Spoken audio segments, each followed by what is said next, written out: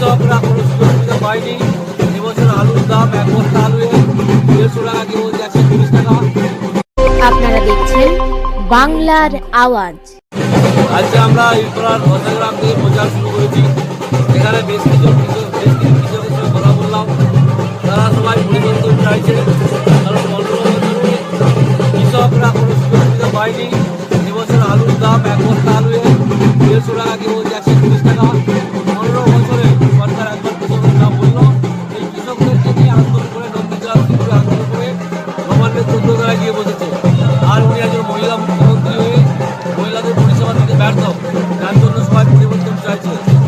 যদি পরিবর্তন চাই, তাই সবাই এক কথা বলছে, পাল্টানো দরকার। চাই বিজেপি সরকার, প্রতিটি ডবল ইঞ্জিনের সরকার চাইছে। সবাই আশাবাদী পশ্চিমবাংলাকে বাঁচানোর জন্য, পশ্চিমবাংলা উন্নয়নের জন্য, বেকারদের কাজ দেওয়ার জন্য। তো সেই জন্য আমাদের মোদীজি বলেছে 1 বছরের মধ্যে শিল্প কলকারখানা হবে, 1 মাসের মধ্যে সমস্ত মা বোনেরা ভান্ডার 3000 টাকা পাবে এবং আয়ুষ্মান ভারত 5 লক্ষ টাকা পাবে। আর আমাদের জোরালো দাবি, ঘাটাল বিদ্যাসাগর পবিত্র জন্মস্থান, ওনার মায়ের নামে মেডিকেল কলেজ, এটা আমরা চাই।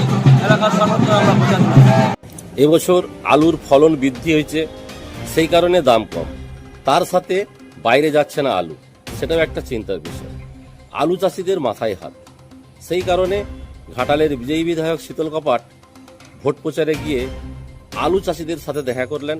একদম মাঠে গিয়ে বসে তাদের সাথে কথা বললেন, তাদের দুঃখ যন্ত্রণা শুনলেন।